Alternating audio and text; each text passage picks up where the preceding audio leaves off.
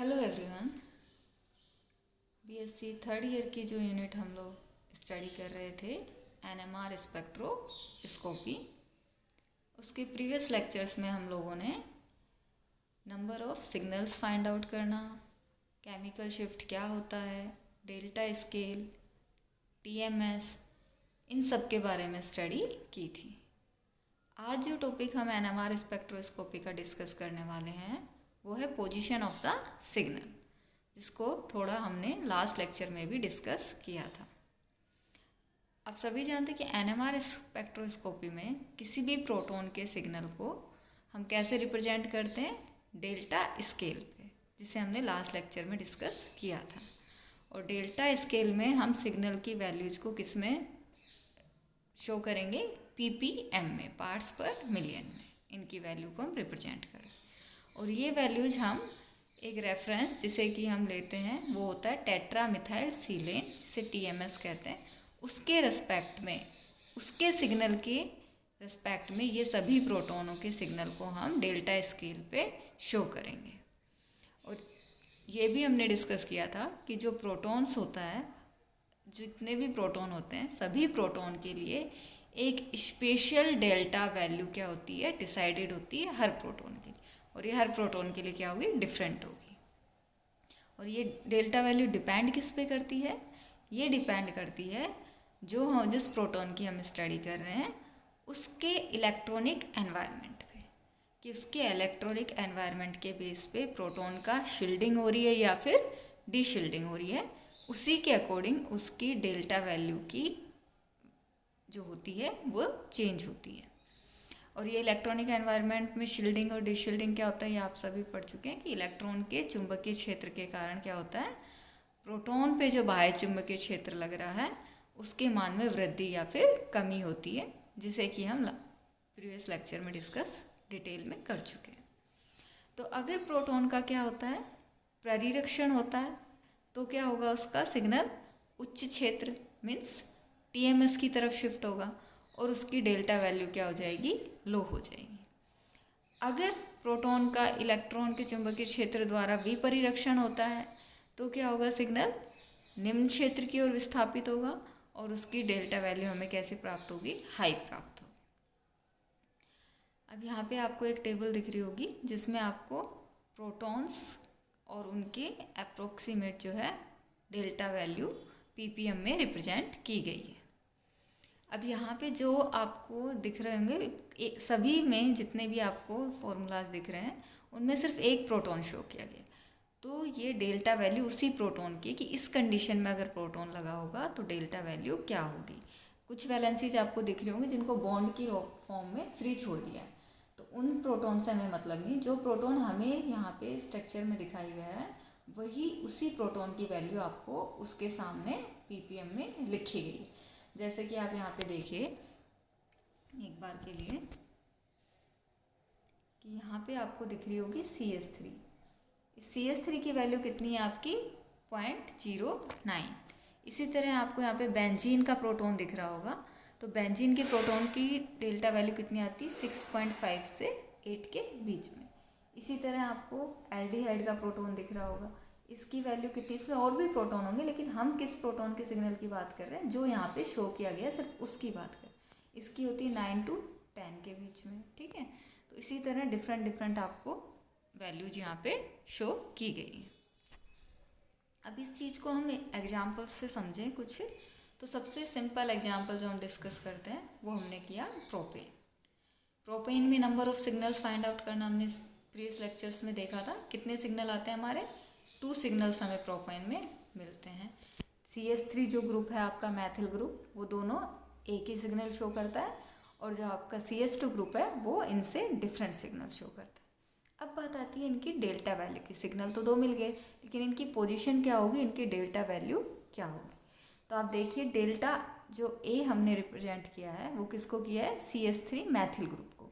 तो इस टेबल से भी हम देखें कि इसमें मैथिल ग्रुप में जो CH3 वैल्यू हमें मिल रही थी वो कितने पे मिल रही थी, मैथिल ग्रुप की 0.9 पे। यहाँ पे आप देखिए आपको दिख रही होगी CH3 की कितने पे, 0.9।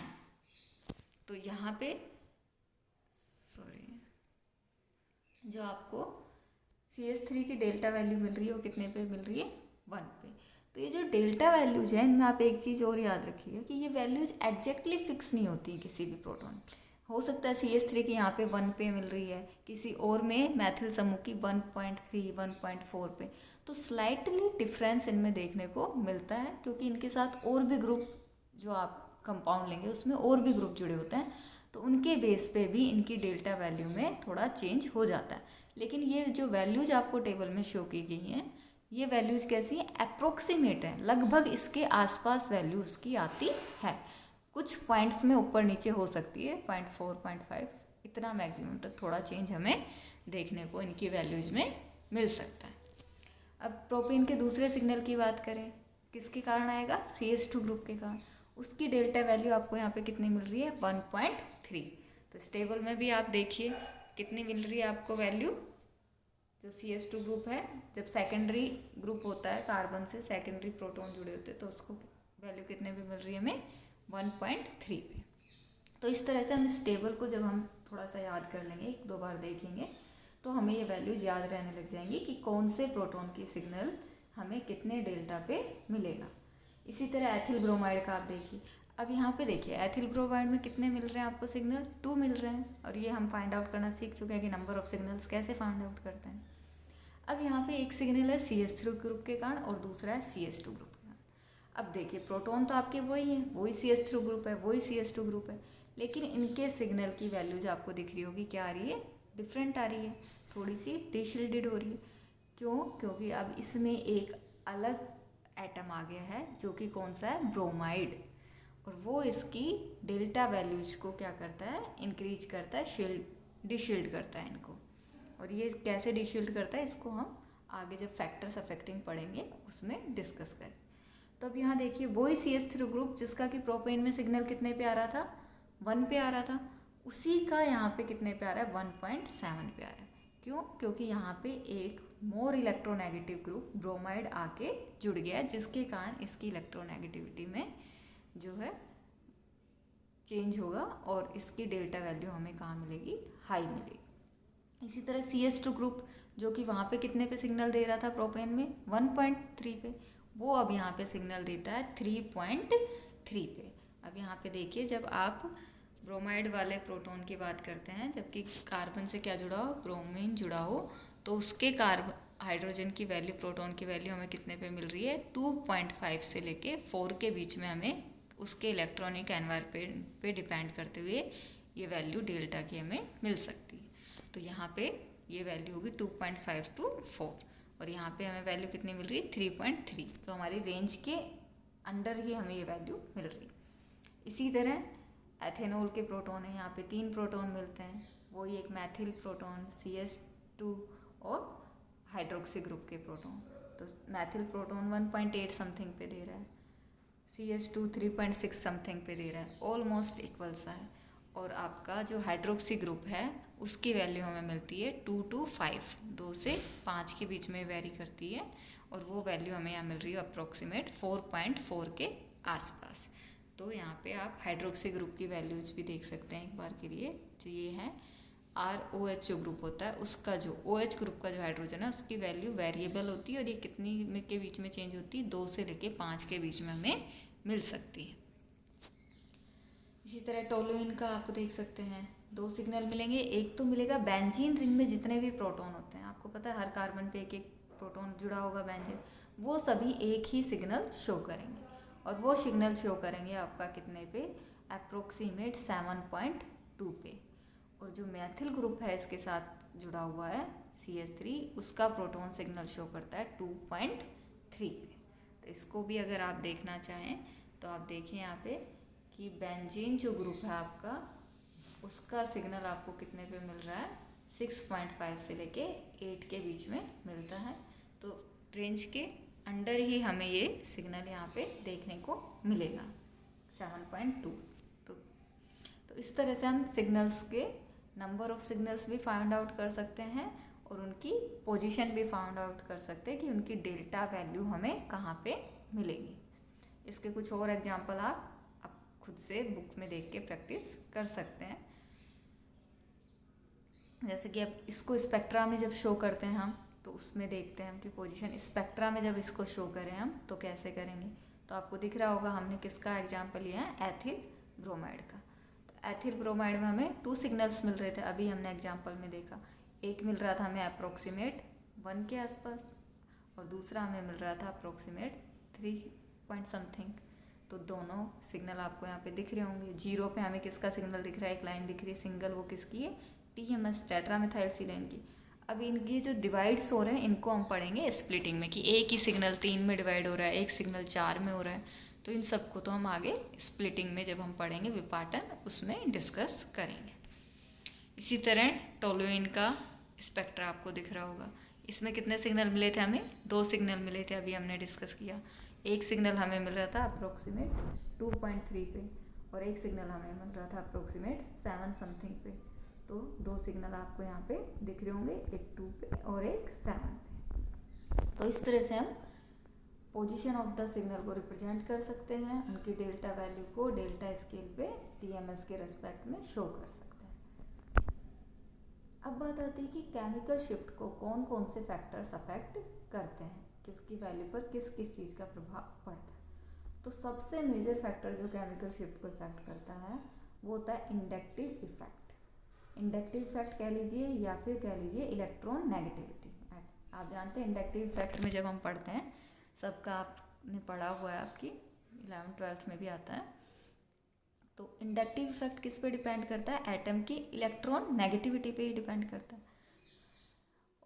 जो इलेक्ट्रॉन नेगेटिव अगर एटम जुड़ा होगा किसी प्रोटॉन से तो वो क्या करेगा, क्योंकि उसकी इलेक्ट्रॉन नेगेटिविटी ज़्यादा है तो वो इलेक्ट्रॉन को क्या करेगा, अपनी ओर अट्रैक्ट करेगा, जिससे कि क्या होगा, इलेक्ट्रॉन के चारों तरफ प्रोटॉन के चारों तरफ जो इलेक्ट्रॉन डेंसिटी है वो क्या हो जाएगी, डिक्रीज हो जाएगी, जिसके की कारण जो आपका केमिकल शिफ्ट की वैल्यू है वो क्या होगी, इंक्रीज हो जाएगी और डेल्टा का आपको हाई वैल्यू आपको मिलेगी।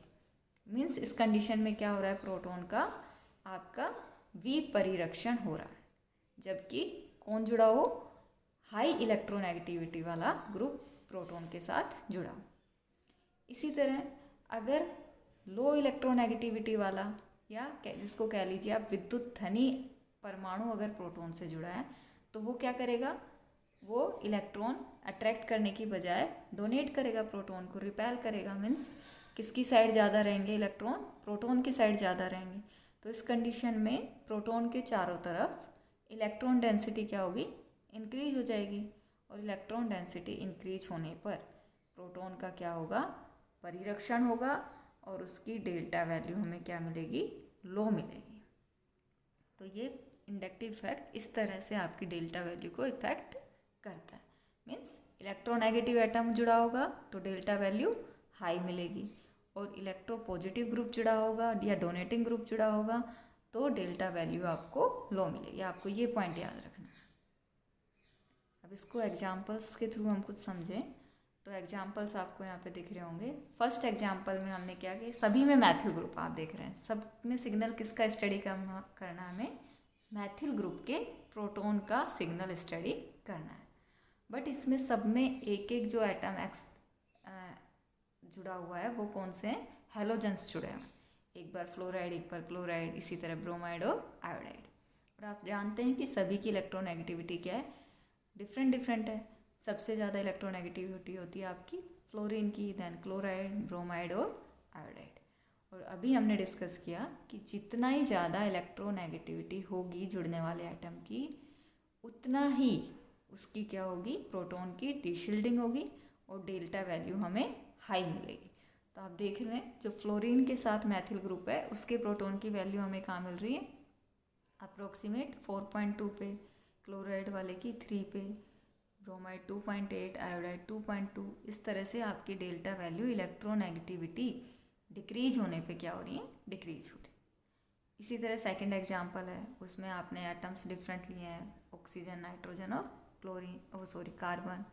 इनकी इलेक्ट्रोनेगेटिविटी का ऑर्डर भी आप जानते हैं। जो इनकी इलेक्ट्रोनेगेटिविटी का ऑर्डर होगा वो ही प्रोटॉन की डेल्टा वैल्यू का ऑर्डर हो जाएगा। थर्ड एग्जांपल में आप देखिए आपने क्या किया, जो एटम्स आपके इलेक्ट्रोनेगेटिविटी एटम जुड़ रहे हैं उनका क्या बढ़ा दिया, नंबर बढ़ा दिया। तो आपको पता है जब एक ही प्रोटॉन जो इलेक्ट्रोनेगेटिव था वो ही इतना ज़्यादा शिफ्ट कर रहा था डेल्टा वैल्यू को, तो जैसे जैसे नंबर ऑफ इलेक्ट्रोनेगेटिव एटम बढ़ेंगे वैसे वैसे डेल्टा वैल्यू और ज़्यादा हाई होती जाएगी। तो यहाँ आपको दिख रहा होगा 1 से 7.2 तक ये वैल्यू बढ़ रही है जब हम क्या बढ़ा रहे हैं, इलेक्ट्रोनेगेटिव एटम जो जुड़ रहे हैं उनकी नंबर्स बढ़ा रहे हैं। तो ये कुछ एग्जाम्पल हैं जिनसे आप समझ सकते हैं कि इंडक्टिव इफेक्ट या इलेक्ट्रोनेगेटिविटी डेल्टा को कैसे इफेक्ट करती है। अब जो सेकंड पॉइंट है वो ये है कि जो आप जैसे जैसे आप अनसैचुरेशन बढ़ाएंगे कंपाउंड में वैसे वैसे डीशिल्डिंग बढ़ती है प्रोटॉन की और डेल्टा की वैल्यू भी इंक्रीज होती है। तो यहाँ आपको दिख रहा होगा एथीन एंड देन बेंजीन, तो इनकी डेल्टा वैल्यू इस तरह से इंक्रीज होती जाती है।